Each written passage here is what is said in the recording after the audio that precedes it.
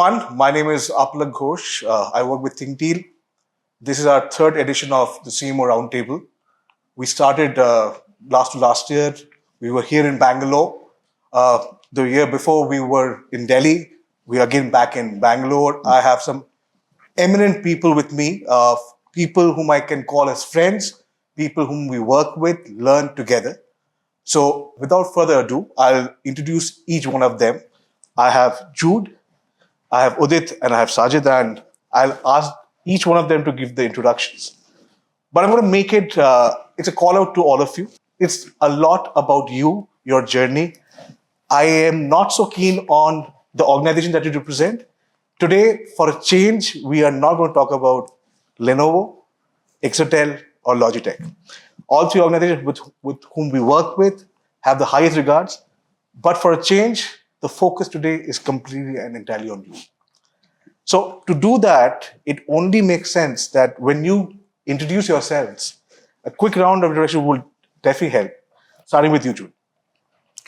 Thank you, 𝐓𝐿, for having me here.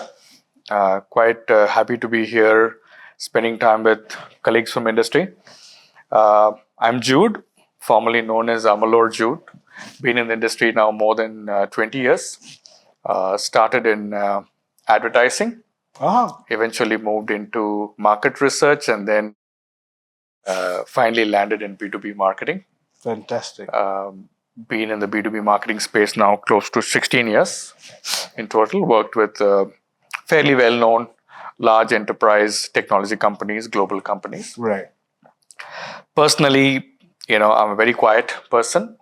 None of my colleagues would like to accept that.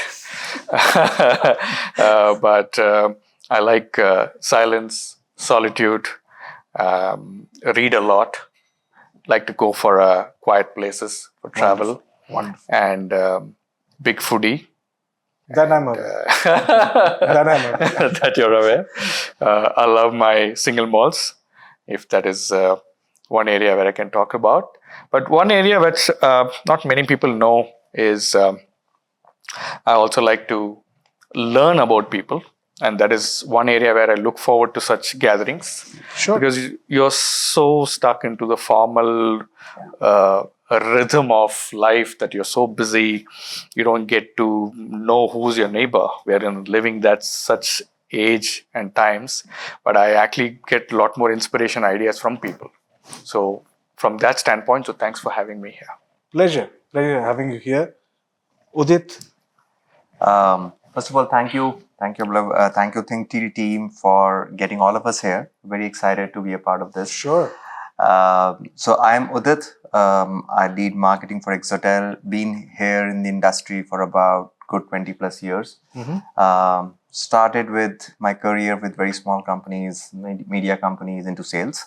Okay. And then moved into, I was always been very fascinated about the world of marketing, world of advertising. I think Jude, you touched upon advertising. The jingles I remember with, and the jingles I grew with. And I thought that, hey, marketing is all about building certain kind of, some kind of an ads, some memorability, right? And that struck me. And but it landed me not in B2C, but it landed me in B2B marketing. It's equally interesting. As I grew my career, worked with large brands like Autodesk, SAP, UiPath, Adobe, and I'm just leading now global marketing for 𝐓𝐿. One of the things that I'm very proud of, or I feel good and I want to share with a lot of people, I come from a very small town in India. Which is? I come from a town called Meerut. Sir, fully aware, sir. I'm from Delhi. You're from Delhi, right? No, for the right and wrong reasons. For all the reasons. And then ventured into Delhi, and then from Delhi, I stayed in Delhi for a good about 17 years, and then moved to Bangalore. It's been 12 years here in Bangalore. I think there's all kind of hustle a small town guy has to do it, but there's a lot of learning in that area, which actually give us a lot of grit in terms of not letting it go off. Like, for example, a lot of resilience, I would say. And a zeal to make it happen. An attitude wins over aptitude. a skill can be acquired, but a lot of things that your zeal to make it happen can make a lot of difference. And I've seen that in my career, and I've seen a lot of colleagues who have similar lives. I've seen some of the people who are making big in the career in terms of this whole piece of holding on to your resilience and the humility to grow up. I think there is no work which is small or big. I think those kind of things that I'm very passionate about. Wonderful. As You an spoke attitude. about your sales to marketing story, right? Yeah. Everybody dreams to be a marketeer, but has to go through rigor of sales. Oh, absolutely. You know, Absolutely. I'm a researcher. I'm an analyst today. I run an organization, but I come from the world of market research. And my first 2 to 3 years, I've done door-to-door market surveys. Absolute door-to-door, Yeah. where you are doors open, doors closed without the survey being filled up, because we are told until and unless you don't know what's happening Yeah. actually Yeah. in the market, ground. Yeah. how would you do market research or marketing? Oh, absolutely. You're so right. And in fact, at marketing, like now I'm heading partnerships, and which is a purely business role, as much as I do marketing. And I see a lot of people have some kind of a judgmental that this is sales and this is marketing. I said this is business at the end of the day. And if any of us are aware about what business are we trying to drive, either roles are good. Absolutely. I was saying this to Sajid when I was an RE, almost 23, 24 years back. I felt my role is the most important role in my organization. You work with that gravitas, Yes. you work with that Yeah. passion, Yeah. and everybody counts. Absolutely. Oh. More about this, I'll move to Sajid. Absolutely. That is. Okay, hi, this is Sajid here. So I call myself as accidental marketeer. Okay? Nice. Because I never knew that I'll land up in marketing. I started my career more as accounts background. Luckily, I started in an organization which was into integrated marketing services. So I have a background of both agency, OEM, and agency and OEM. So that kind of a thing. I think over a period of about 6-7 months, I got very bored with those tally entries and those bank reconciliations, checks, and all of those things. So I always wanted to be a guy where I want to kind of explore, meet people, and then maybe travel different cities and all of those things. So working in a IMC company, I got an opportunity to start managing programs for larger OEMs and all of those things. Over a period of time, of course, I grew, and then I was managing the project management team. And then from there is what the passion of marketing kind of started growing into me. So because I wanted to kind of maybe do few new things, maybe fail, learn, and then kind of implement that, how we can have more success towards that as well. So over a period of journey, I've been able to work in organizations like Cisco, Fortinet, and currently at Logitech. So from an agency background, I've worked at Keystone and George P. Johnson also, because that's where you actually learn as well, learn and unlearn both, which is more important. So it's been, again, I share the same kind of 20 plus kind of experience being here right now as a B2B marketeer. From a personal passion point of view, again, as a marketer, I've given a tagline to that as well. So I keep hopping hobbies. Right. So, yeah. Interesting. So I have In been. today's day, the fact that you still have one is great. commendable. Yes. Yeah. So, of course, as Indians, over a period of time, in the earlier stage, you were completely into cricketing, and then, get into different things. So, I played badminton for about good 8 to 10 years. And then over a period of time, because of age, knee started giving up. And then currently I'm into biking. Not like full-time as such, but yeah, I have done short trips. I've done biking to Ladakh, and then I've also done biking of most of the South India as well. You have Logitech to take care of. You can't do it full time. Yes, of course. Yeah. So I love that. And again, the passion of traveling, maybe professionally or personally, is something very interesting. Plus, I'm part of an NGO. I believe in giving back to the community. So I'm one of the core pillar of an NGO called as Project Smile. So the whole objective of that is like, how's that we can keep spreading smiles. Wonderful. That's nice. Yeah, Brilliant. wonderful. Brilliant. You kind of answered my question when you said that you were an actual marketeer. Jude, and I'll probably ask the same to you, Sajid, as well. Did marketing happen by choice or was it serendipity?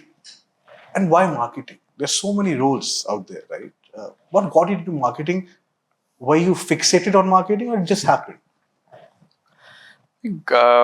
Mine was a little weird way of getting into marketing because I was largely into numbers.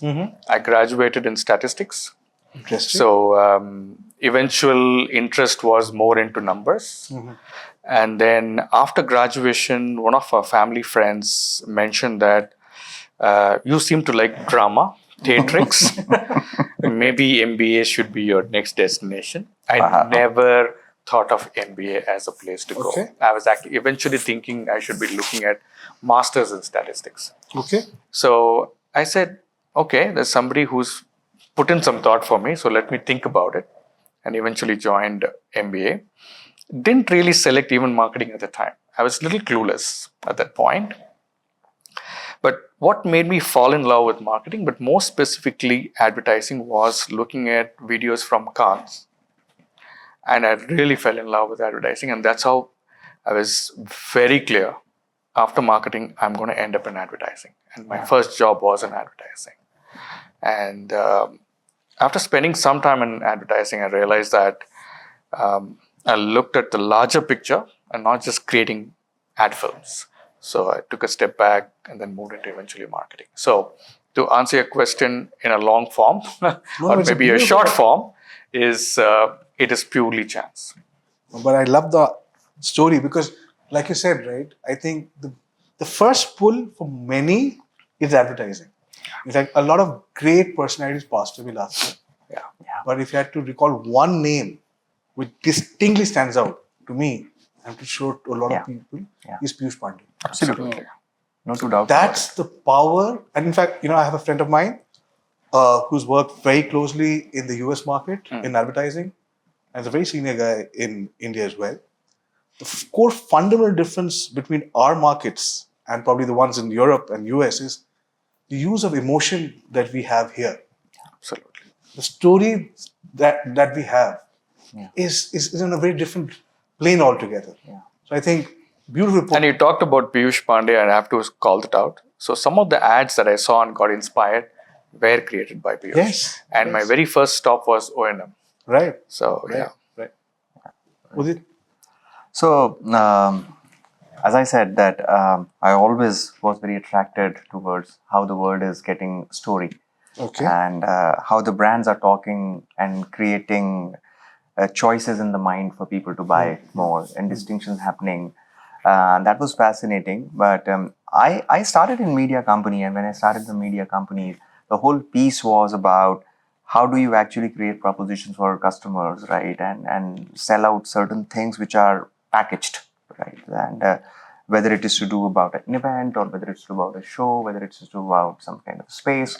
But that whole piece is that some kind of piece of advert would come in there, some kind of communication would come there, messaging would come out there.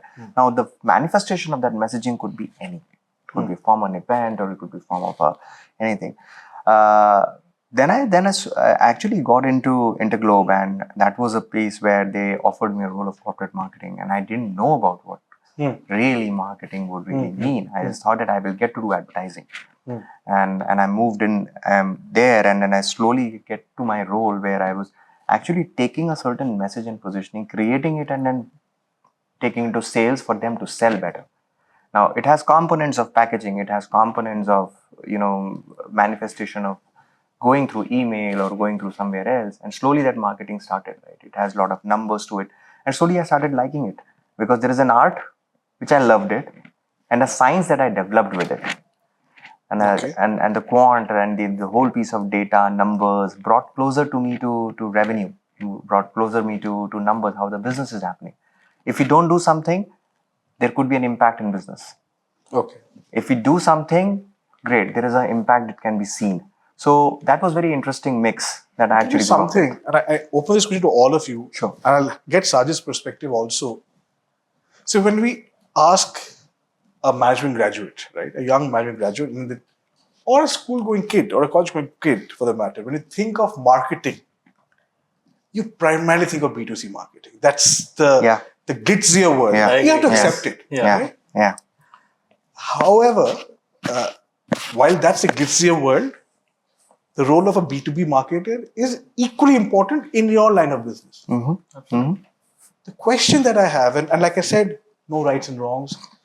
This is not a forum where we discuss from a company perspective. Yeah.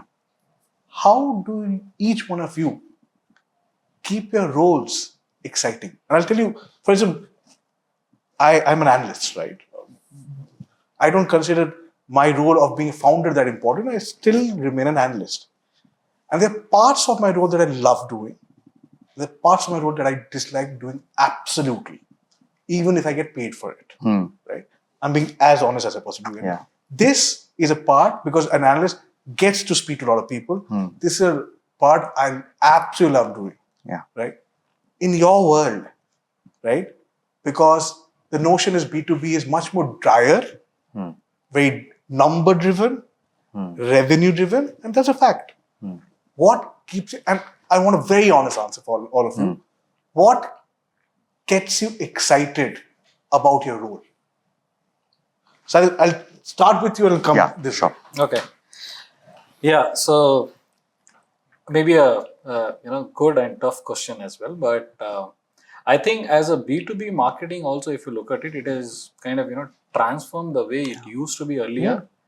Now the way it is. Right.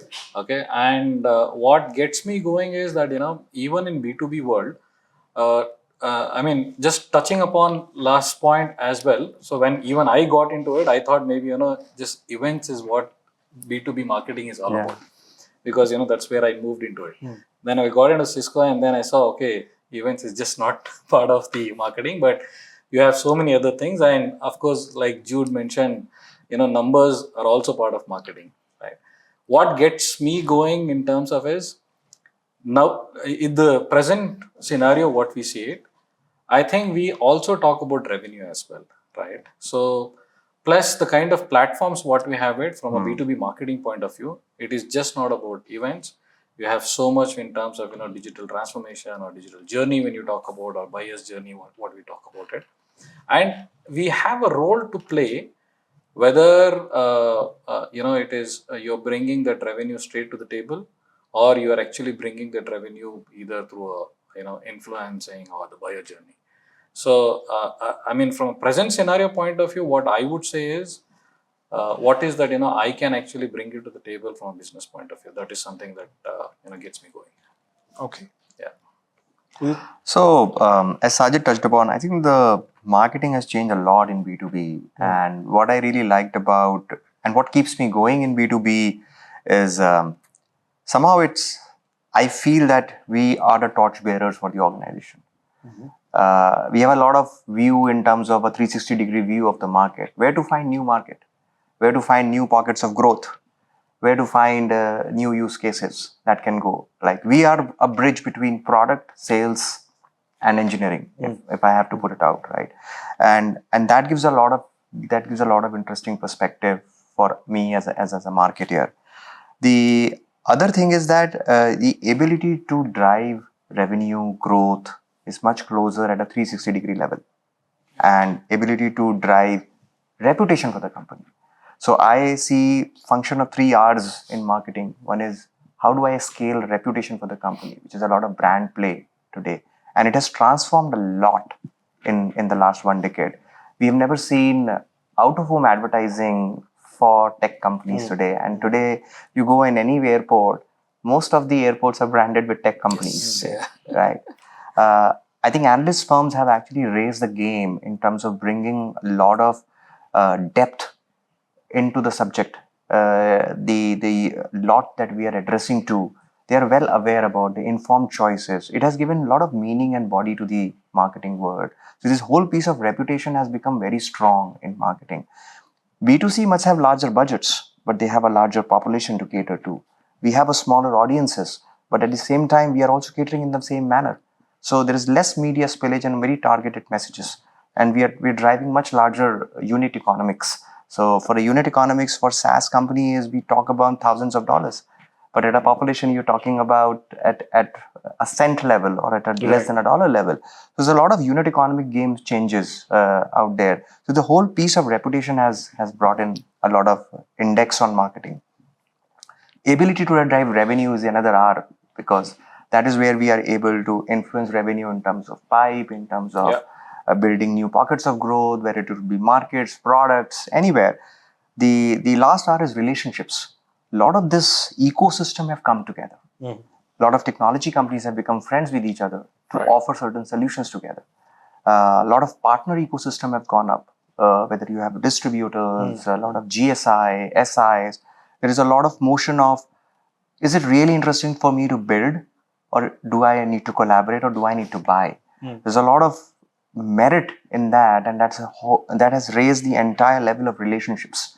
So this is a mix of reputation, revenue, relationships. I think that kind of a bigger spotlight that a marketer is able to drive, I think we have truly changed the game from being a support function to a leading function today in the organization, and that keeps me going.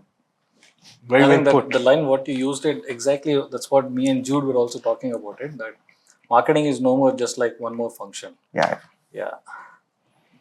I'll hear from Jude and I'll sum it up in my own way.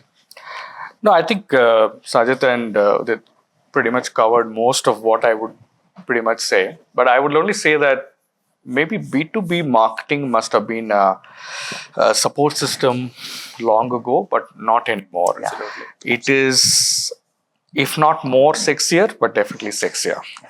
And having worked with many of very good friends of mine who are in the consumer space, I don't think B2B marketing anywhere behind. In fact, we are doing a phenomenal work. We have seat at the table, and we are able to attribute where we contribute. And most importantly, we are all talking to finally this individual. We are still, B2B is not talking to machines. We are still talking to individuals. Either he's buying the product for his personal use or a company use. At the end of the day, we are still talking about emotions, feelings. Okay. Right? So I think we are not very far. I think the lines are converging is what I would say. I think that's why I wanted your perspective also. So the common thread that I see is the fact that you hold ownership and accountability close to your heart. Yeah. When that is missing, like that's what I said, when I started my career as a RE, if I did not have ownership of my job, it would have been just any job for me. You know, when a person is given that ownership, the stakes automatically become higher. You know, the fundamental shift is that ownership of an accountability of a marketer. It changes everything. You know, I mean, we know gone are the days when you were a support function. I mean, you can't think of it that way. Thank you so much. But I now have a flip to that. Every role, like I said, has its bad days, bad moments, and challenges as well. Of course. Right? And your answer would be absolutely different with this. I don't expect too much common ground here, or probably there is. What are, I mean, if I had to, I'm just going to ask you one. You can take your time for this. What are some of the challenges, or probably a thing that you are not so crazy about in your role? What would it be? Anybody? I mean, I'm not necessarily starting with Jude. So maybe I'm going to ask a question back to you. So when you say crazier, what do you mean? Crazy. You're not. You're something that you wish was better. You wish things were better. Something that you're not so excited about. So, for instance, like I said, in my role, right, if you ask me, analyst does a host of things, right? But there are probably a thing or two, right? So, for instance, if I were to write on behalf of an organization and as part of paid promotion, I may not like to do that. have to understand what I'm saying. Hmm. And we are living in a world which is very, very heavy on paid promotions. I don't like doing that. I know for a small firm, I'm letting go of revenue, but that is more important to me, letting go of, than letting go of what I believe in. Agree. There has to be something in your roles, which you wish did not exist. Like I said, you may choose to answer this, and we can go ahead with that. But just wanted because again, I probably did not give it in the introduction. In the last 2 episodes, we've just done 2. Like I said, we're a very young firm. This podcast essentially is for your younger audience. Yeah.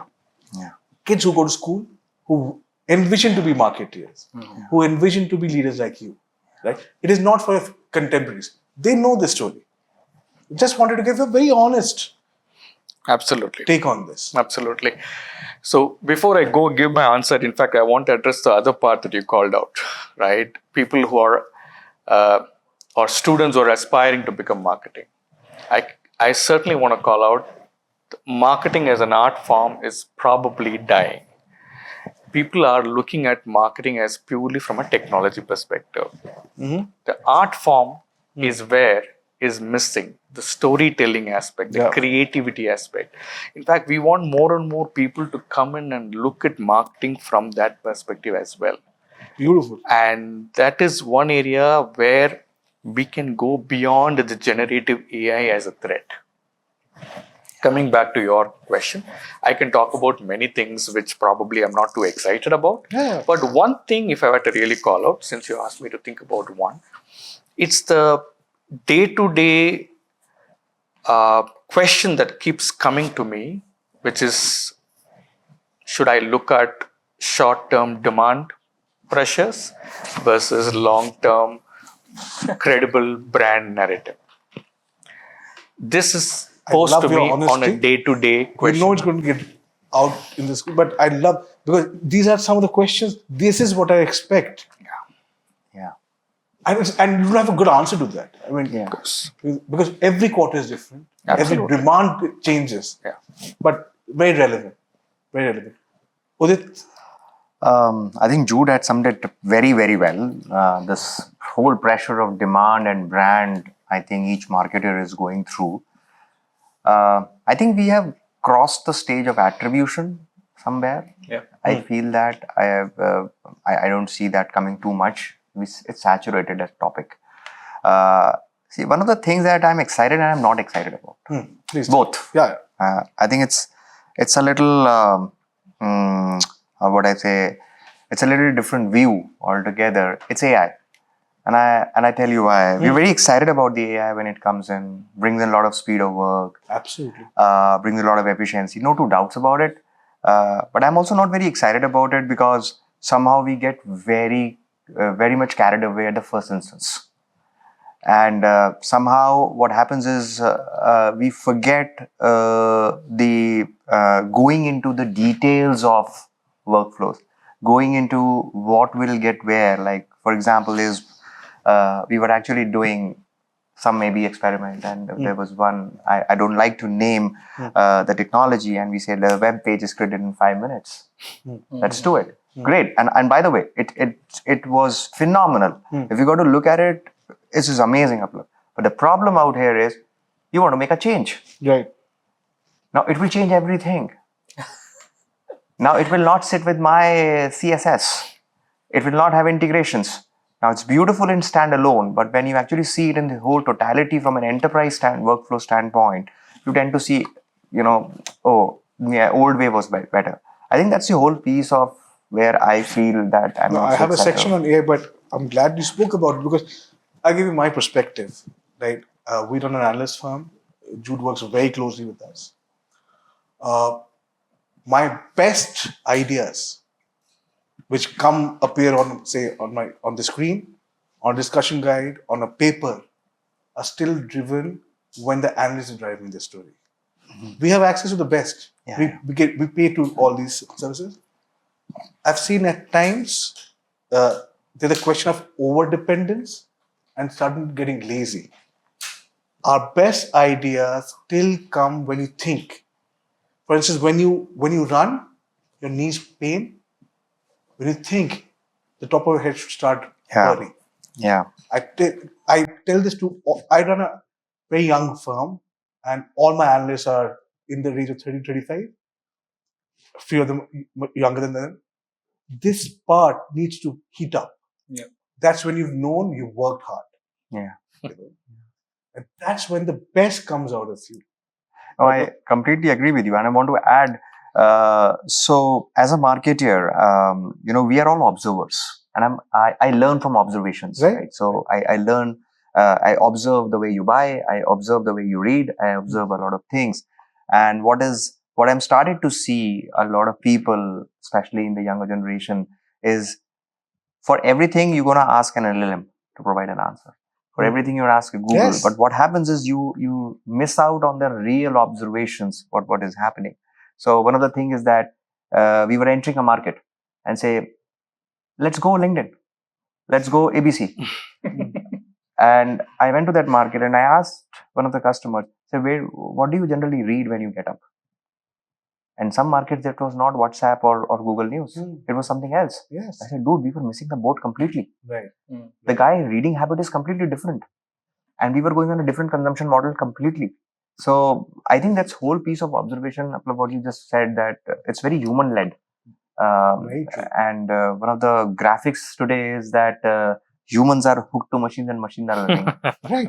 Very true. That's what Right. is happening. Absolutely.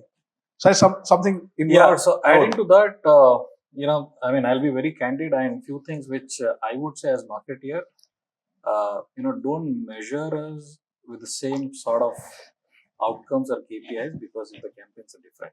That is something which I'm not kind of excited about. And also, I have seen this.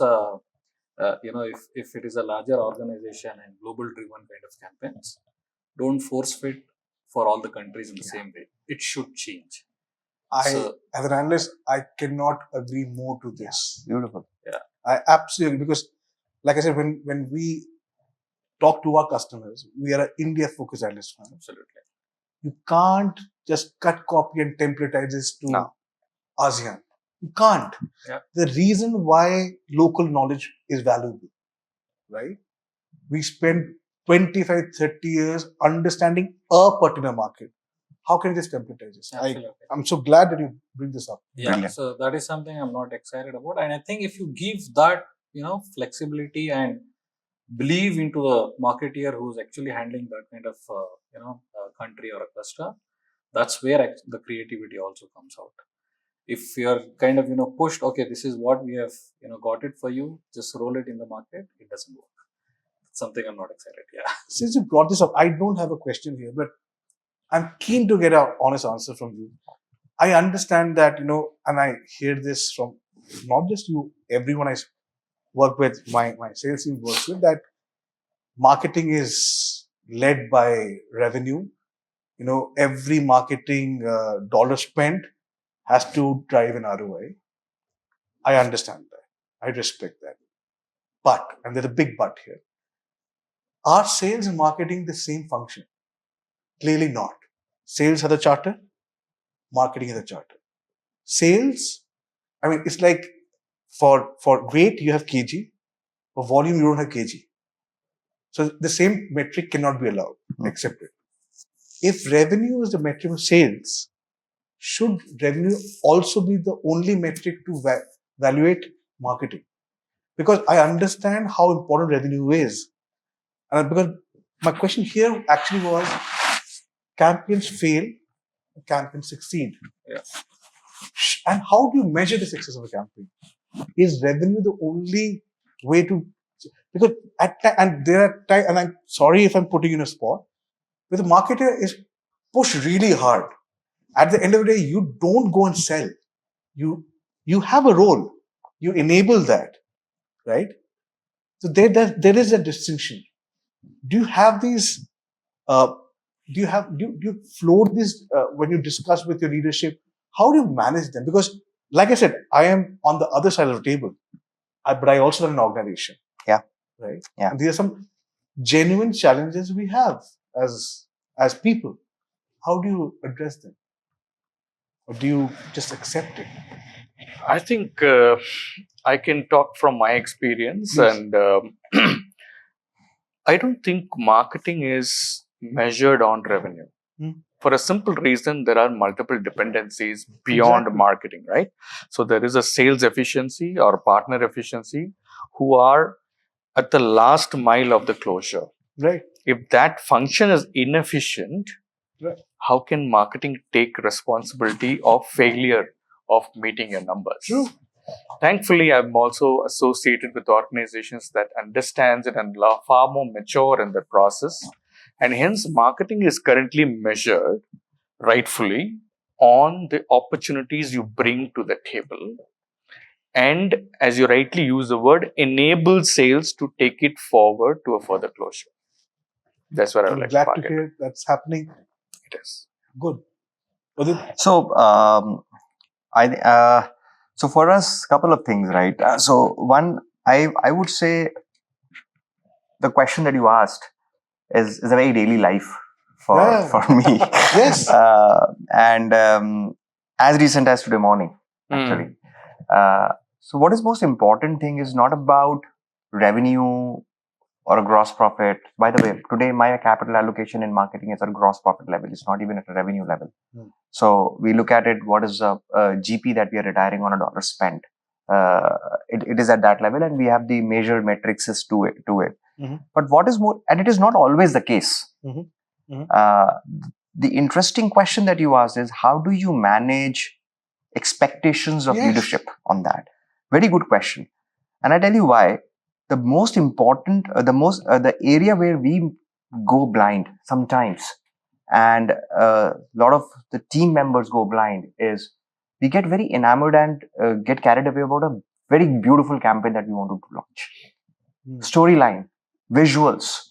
We want to go after this ICP. We have systems to track. We will deploy across different channels, multitude of channels. Amazing. But the problem is that what we tend to go and achieve, why we are doing what we are doing, is something that we need to answer. And if you're clear about it, I give you a small example. We say, I want to do this campaign, and we say, why you want to do this campaign? We want to generate demand. So what? We already have demand. Now, what do we want to do more? The sales is not able to close any, X amount of conversion rate. Now, why do we need to do that? The interesting part is, now do I need to create more market share out there in terms of mind share? Now, do I want to bring up my share of voice into that market? Now, do I have a clear optic on it? Will it help us strategically? It's very easy to say that, hey, I want to do my marketing plan for a year long. But what are my optics for that year long? Can I acquire large accounts early in the funnel? That's one. Then two is multi-threading. There's one lead in a given account and you're chasing it madly, the guy just doesn't close. Are we able to multi-thread into the same account and create a buyer profile which is larger enough? Now, contact acquisition in its own one singular unit does not do wonders. But when you actually put this in a business sense, that you multi-thread a buyer persona and a buyer profile for this purchase to happen faster, it's a reputational score. Right. Because you are increasing the reputation of your company across the buyer profile of that entire organization. Now we measure that, but we have to explain each score to the leadership how it is creating a leading indicator for the revenue to happen. A reputation is important, but if you say just a reputation and brand awareness, people say, it's okay, man, I don't have budget to do it. But when you say that, hey, I will acquire X amount of profile of people, I want to build so much resilience. Now it will help me accelerate. I say I would build, you want to do a $10,000 deal. How can we create a $100,000 deal? Which means I would actually have a product penetration index from 2 to 7 because we have the 7 offerings. Do I have a contact penetration index? Do I have a contact engagement index? Now, when you bring all of these pieces together in a manner which a other person on the other hand can understand in his language, the guy said, go spend. In fact, you spoke about AI, right? When we do a lot of reports, right? Yeah. We're a company which is supposed to do So when we did last year itself, 2025, almost at the fag end of the year, we did a AI assessment report as to where do companies stand in terms of the AI maturity. Yeah. So one of the questions was, the outcome was, for most organizations who have seen success in AI deployment, is only happens when senior leadership, like a CEO, is involved. Yeah. Yeah. Which is an obvious takeaway, Yeah. right? But there's a flip to that. The flip is, many times, because of what AI gives you as expectations, it gives you the impression that everything can be solved through AI also. Hmm. So a CEO, while is really going gaga about AI, at times there's an expectation mismatch also Hmm. for a CMO or a CIO or a CTO or a CISO, whatever function you may want, not being able to fulfill, because you know on ground what is feasible, what is not feasible. Today, for instance, if a leadership says, Udit, previously you were without AI, now you have AI, so you should be able to do things 10x. 10x, correct? Mm. That doesn't happen. And that's the reality check. Right. I agree. Such Yeah. So picking up on what Jude and Udit mentioned, I will maybe answer it in like two ways. So one, as marketeers, as we spoke earlier, also we have transformed so much that we own the ownership as well. Now, what is that you actually talk to your leadership team, depending on who you're talking to. So if I'm talking to my sales guys, okay, I'm not going to go and talk to him about the vanity metrics of clicks and impressions and all of those things. I will own it myself and I'll keep it to as a marketeer. When I'm talking to the sales guys, maybe I will talk to him in terms of what's the revenue which is maybe bringing your table. But having said that, as a marketeer, I think the air cover is pretty much important. So out of sight, out of mind, right? So that's there. And also for a marketeer, in the present scenario, mapping in terms of what is your closure cycle. It depends from your segmentation to segmentation. And even when I talk about enterprises, maybe that just one person is not the decision maker. So we have to have those touch points, multi-threading, which Udit was talking about. Even the influencers play a vital role, in terms of the decision making. Unless that is not gone from him to the decision maker, it doesn't go. So as a marketer, I think we will have a lot of role to play from segmentation to segmentation. Maybe in the mid market, the closure cycle is less, but in the enterprise market, the closure cycle is maybe a longer closure cycle. So I think as marketeers over a period of time, getting into that kind of scenarios also, earlier we never used to do that. Okay, we have done an event, so many number of attendees, this is the feedback, okay, sales team, take it. But now we actually talk that language. Okay, what is that happening to this pipeline which we have bring to the table? Okay, and also having that having that interaction with the entire ecosystem. Leverage your channel partners. Okay, at sometimes you are not kind of dependent only on your sales team, because maybe you're a linear organization. But as marketeers, if you build that ecosystem from channel partners also, that helps. How's that you can actually do those conversations. completely out of curiosity, can I ask you a question? For instance, when you do so many events, large, small, medium, to as well as doing a roundtable, as a marketer, do you question your sales team? What happened to the events that we did for you? I mean, because I have a reason why I'm asking this, because I've also been in this space for many years now, and I've grown as an analyst. For more than 20 years, I've been doing this. I've seen a time when the marketer was just supposed to do the event. The sales guys come and that's their show, right? And I've also seen strong marketeers who question their sales leadership as well. Maybe I can go for that. Maybe I can just take one step, one step back, because before even doing the event, we actually talk to the sales guys. Yes. Who's that you want into the event? Gone are the days that we just do events, get the Which is fine. So I'll give you my story, part of the story. Like I always emphasize, I'm a small organization. I don't forget that. And therefore, revenue should mean everything to us. absolutely. But and again a big but here, I always ask our sales team, what we do, does it truly add value to our customers? I'm not here to earn this small buck. I'll never be able to do the long run. That's why I wanted to understand, because until and unless you have sales, not acceptance, but they understand that they're also going to get questioned, right? I think, do you see that, do you ask questions? So we do. Like, for example, we run like micro P&Ls. So today, for every industry segment or the sales structure segments that we had, we run micro P&Ls. So each of that person has an allocated budget basis on the revenue cut that person deals with. Okay. And with that particular thing, we put pressure where it belongs. And we say, we jointly invested 100K with you. Now, if you think that the ROI doesn't happen, now it has two ways. One is the ROI at a pipe level, one is the ROI at a convert level. Now, both of these things doesn't meet. I don't think so. We have an investment case with you. We'll move on to someone else. Now, that puts an immense pressure on that person to grow that territory or to grow that market for them as a person. So it's a very micro P&L approach. That's where the classical fight, at least in the B2C world, happens, where sales pushes on to marketing and marketing pushes on to sales. So we say there is no fight. We are all together. Exactly. So you succeed, I succeed. Theory, I accept it. But on ground... No, it does. Yeah, it does. I think it has also evolved over a period of time to the point that it's forget the event. I'm saying even taking a step back, I think planning in itself is a collaborative process. Yes. I am not going to do the event on a silo basis just because marketing thinks it's a bright idea.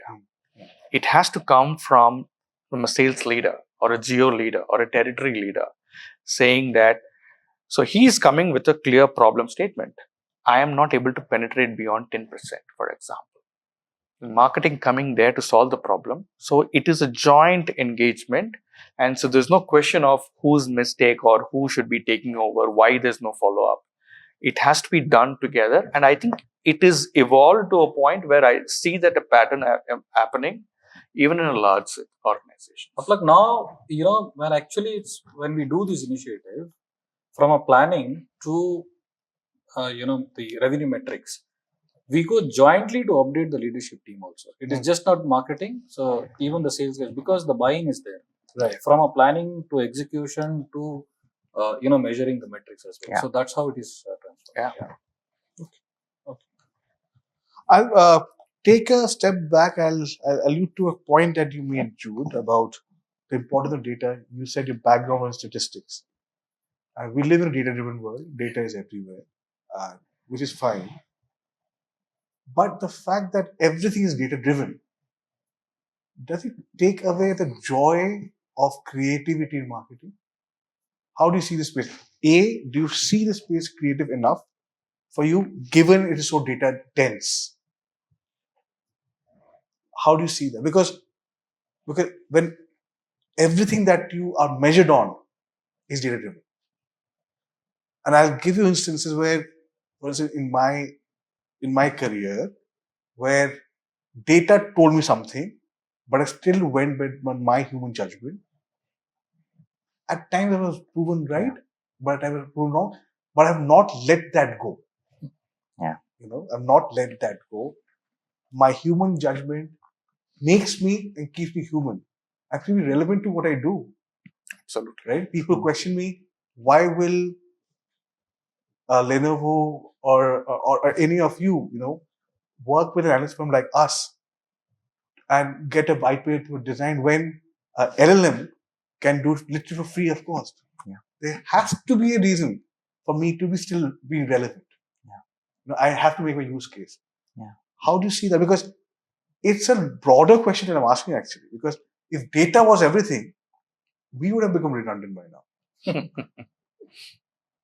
Yeah. Yeah, it's a long, it's a long story to it. But if I were to really, for the benefit of time, if I were to at least simplify my answer, see, data is a mirror. It just helps you to see the patterns that is emerging either in the buyer behavior or in the spend or effectiveness or outcomes and KPIs.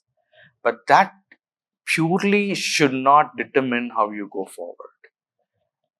It is one of the aspects that provides inputs for your next steps. My concern with purely data-driven marketing is because you become predictable. And for you to become successful in marketing, you also need to be sometimes unpredictable. And that is where you will see some magic happen. And that is where, to your point of creativity coming into the picture.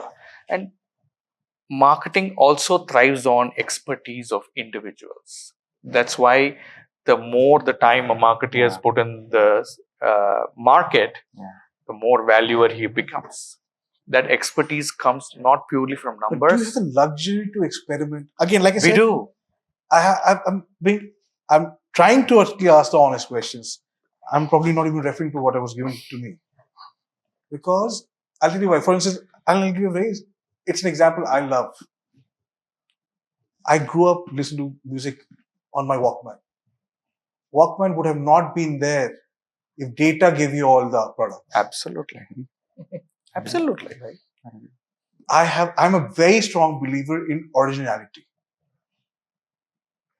When I do a podcast, right, when I do a Tech This Week, the story is known to everyone because unfortunately or fortunately, nothing can be called my own now because we have so much of information. Yes. Yes. But I still need to make it my own, for which I think on that subject so much.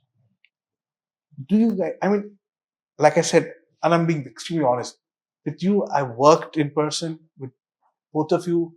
I'm knowing you through this conversation.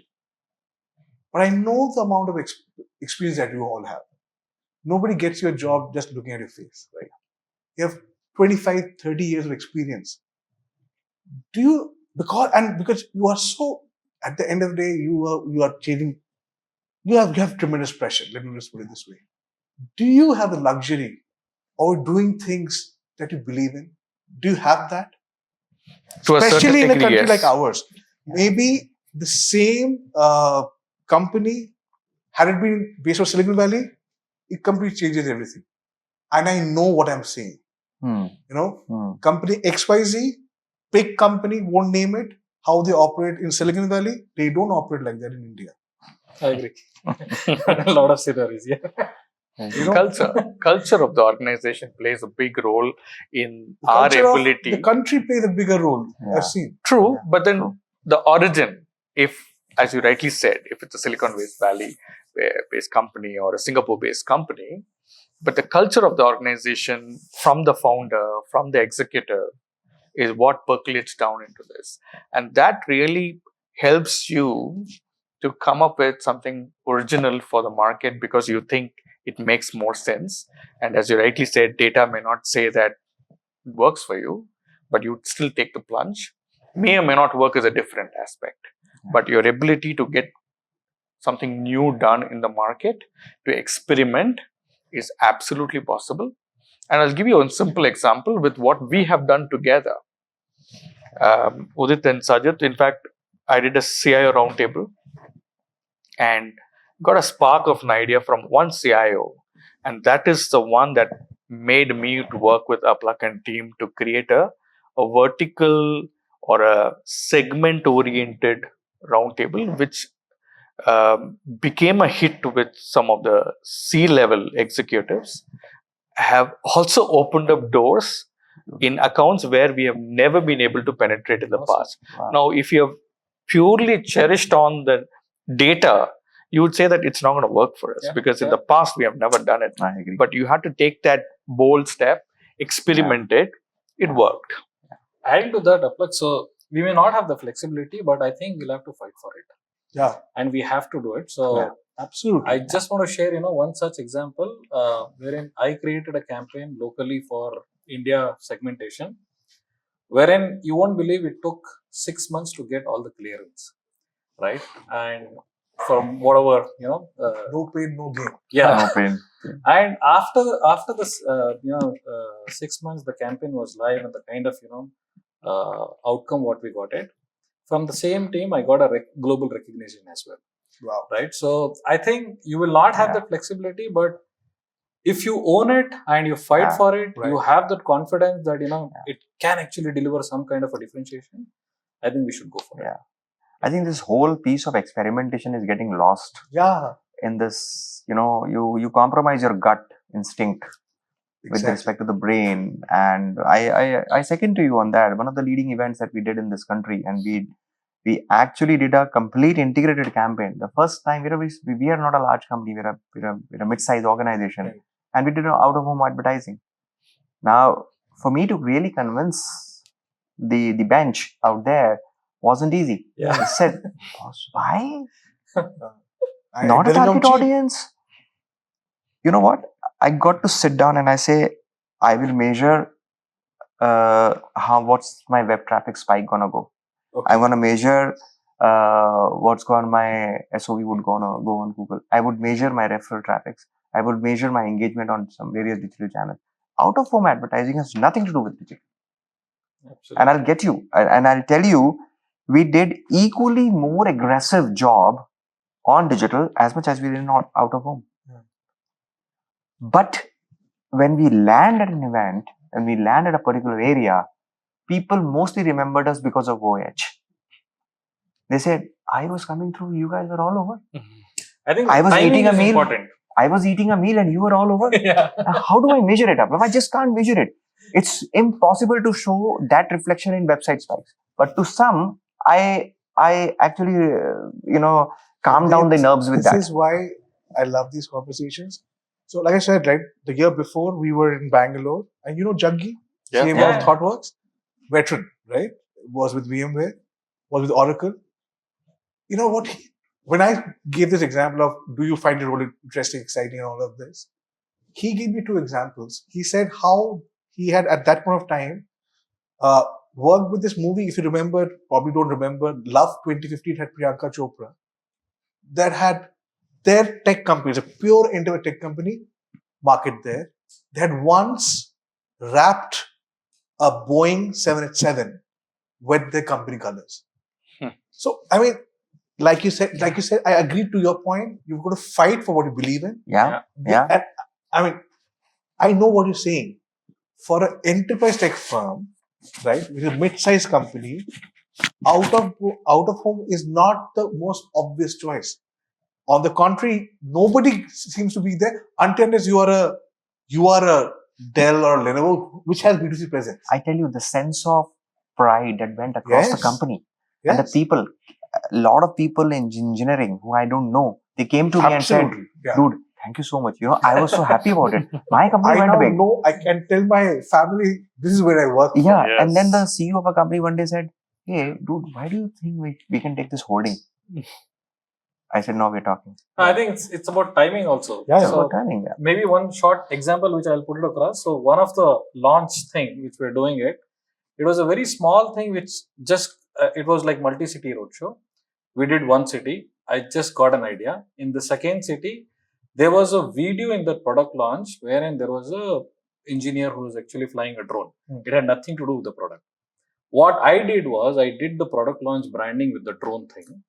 And the moment that video came in, I played a kind of a drama, I asked the AV guy to make the video pause and do the entire screen as flickering so that the curiosity builds. And you have a real drone from the back of the stage, which is coming with the product, image. Okay. That is it. And I mean, whether how many slides they remember, that's okay. But Nothing. they remember Nobody the product. does. Yeah. Nobody does. And Yeah. because it's a problem of plenty now, right? Yeah. We have Yes. information overload. Yeah. And you still have to come out of it. Yeah. I don't want to spend too much time on AI because there's so much around AI. Yeah. Let's ask one question because, like, for instance, I'll give you mine again. I will believe that I should also answer a question and not only put you in a spot. For instance, when we talk about the importance of AI in marketing, right? For instance, when we do a lot of when we do white paper, we do video white papers also. None of our white papers are AI engineered. None.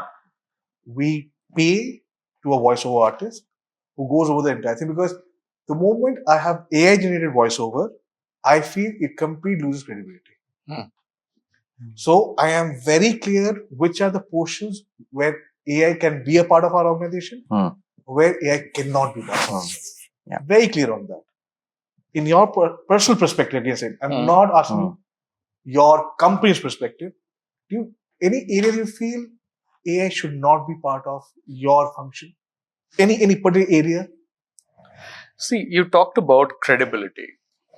The very question of credibility comes because there has been a lag in quality.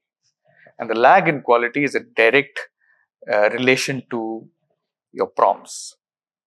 And that is also about the data that you talked about. Okay. Right? So coming back to... Not necessarily. I'll tell you why.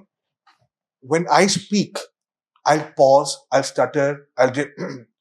In terms of pure quality check, AI generated voiceover will be far better than me. It is not what I'm referring to. I'm talking about keeping it real. Correct. Yeah. Credibility is not perfection. They're the difference. At least that's the way I see it. Yeah. In terms of, I have honestly, I think that generative AI, very specifically, has played a humongous role in improving productivity of people. Yeah, absolutely. It gives consistency, it gives quality, and improves productivity, time to market. All of great things are probably slightly shadowed by the credible question that you're talking about. If there's one area where, if you think that AI should not play a role, is the most important part is your relationship with your customer. Right. The last mile connect Okay. is where the human connect plays an important role, be it B2C or a B2B setup. That last mile is where you don't want to bring an AI to replace a human connect. Okay. I'll take that. So I think, first of all, it's a very fortunate moment, Aplab, that we are all living. It's a decadal moment. Absolutely. I never thought that we will talk to computers. Yes. Today, I think there was a time where we used to write. My writing was good. Yes. And I started working, my writing became bad. Today, maybe a doctor cannot identify what I write. Right. Because I hardly write. Everything I type. Yeah. My fingers and my thumbs work better today. Not the not the grip of them to hold a pen. I think in times to come, the keyboard would also get replaced by the voice. You just talk, and it'll give you a language back. It's already happening. It's already happening. Yeah. So it's very fortunate moment that we are living in, but it's also a scary moment. Yes. As well. So I feel this whole piece of human judgment and that human touch and feel is something which really cannot be replaced. I think Jude also touched upon it. The fact that we are doing this in person is so amazing. Yeah. Versus we could have done it virtually. The whole piece of human connection, the emotional connection piece, you just can't do with machines. And I'm not sure if we can do it later, because today we are, especially in the age of AI, I think the world is already talking about AGI, which is artificial general intelligence, where computers can also react like humans. But I think we have still not reached that age. So I feel that whole piece of being the look and feel of the touch, the emotional, the physicality of whole piece is something which I think AI cannot replace and shouldn't replace, and human should do what human can do. Sure. I think we are a generation, I think we have seen so much, right? I mean, from pager to a mobile phone to I agree. Right? Yeah. Rotary phones. Absolutely. Yeah. For me, I think AI without human interface, I don't think so. That human centric has to be there. Just AI, as of now, that is what I believe. The kind of thing whatever I have been using it mostly from generative AI point of view. Unless you don't have that human interface happening there, you are actually not getting exactly what you would want it from. Anything that you have to unlearn in this journey, because, like you said, you've faced the onslaught of so many technologies coming in. AI is something that everybody faces, right? I mean, whether you like it or not, My father, who's still working, 79, is also using AI, by the way. It sits on the board. I won't name the company. He is using AI. I'm scared, does he know how to use it properly? Because it can guide him, it can misguide him. Yeah. Anything that he had to unlearn being a CMO, you've been a market leader for some time now. I think your ability to adapt very, very fast, embrace change much faster than anybody else. I think you just learn it. Yeah. I don't know what to unlearn for it, but you have to adapt it too fast as well. But yeah, I think without even noticing, there is a lot of unlearn which is happening because we are learning so much in a Yes. very faster pace. Yeah. yeah, that's what I meant. Like, Right. you just have to learn very, very fast now. Tell me one thing, hypothetical question. I'm close to the end of the discussion, so I'll go into an area. Imagine your budgets are halved, right? What would you still hold on to from a marketing standpoint? You spend 100 rupees today. Tomorrow, God forbid, it was slashed to 50. What are the few things that you hold very dearly to? See, in the space when cost optimization, profit margins are always a Yeah. topic and a headline, quite possible to get into a scenario where this could happen. I think if I were to really keep my job and still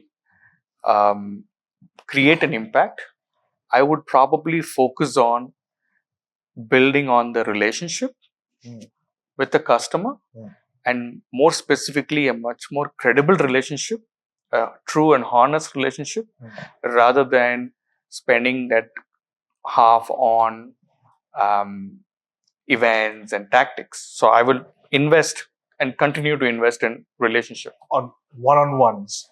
Correct. Yeah. Okay. Yeah. Valid point. I think a very, very valid point by Jude. I think if I hold on to one thing is we prioritize it. We prioritize it and make it so focused and so small. So where we have a very high effort to outcome ratio. So we know what we need to produce and we want to go. So we just go completely in a very prioritized set and we go mad about it. I'll ask one question, Sajid, and I'll take it to Udit and then to Jude. Since we're in the onset of 2026, one big bet, one area that you would want to put your bet on, what would it be? From your role, it could be, largely to do with your role, which is around marketing. What would it be? I think maybe I'll want to kind of focus, which is more anything to do from a customer centric point of view. Okay, so it can be be it physical one-to-one, or be it maybe advisory kind of a board. You have actually invested so much. So how's that maybe you can repurpose and use it from an advisory point of view.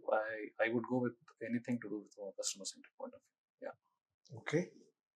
I think for me is like we grow big with our existing set of customers as much as we acquire. But if I have to really focus upon, I'm not saying it's a big bet kind of a thing, but it's more focus answer that I'm trying to give here. Okay.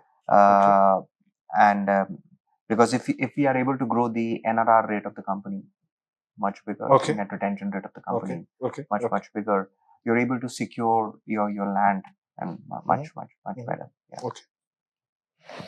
My big bet from a futuristic standpoint would be, how do we integrate AI into much more customized one-on-one communication with a customer. Because though we have evolved in a very big way in marketing, we are still, harping on mass marketing. Yeah. I'm still sending one email to 200 customers, whereas we know very well that each and every customer is battling a different problem. Yeah.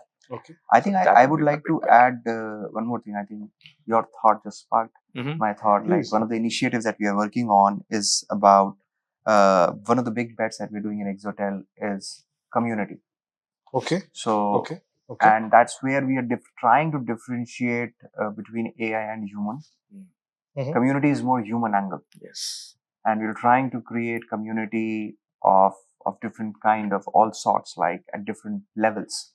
You may have a practitioner versus you have a CXO versus you have an advisor, and you bring communities together and you drive them with a purpose, engagement, and all that.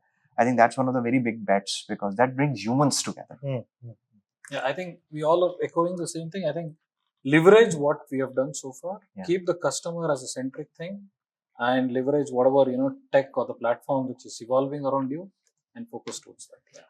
And one trend which hasn't picked up as yet, but you expect it to pick up this year. It may just be a start, may go on for the next 2 to 3 years. A trend which is still yet to pick up, it's still not in the news anymore as we speak. Something that is on the horizon. My view is people will not read more, people will listen more. His voice. I feel that. Okay. And the thing is, I'm typing less on WhatsApp, I'm sending more voice notes. It's more natural. And Okay, interesting. it might be because you're talking to a computer, it will become so natural that you might not read an email, you might listen to an email. Or you might just read So a the content message. delivery Yeah. and the creation Might pivots shift. to more of on audio and video. Yeah, look at this content, right? The podcast had picked up so much in last 1.5 which years. is why I said. Yes, because it's the whole, it's very easy for to comprehend, to remember.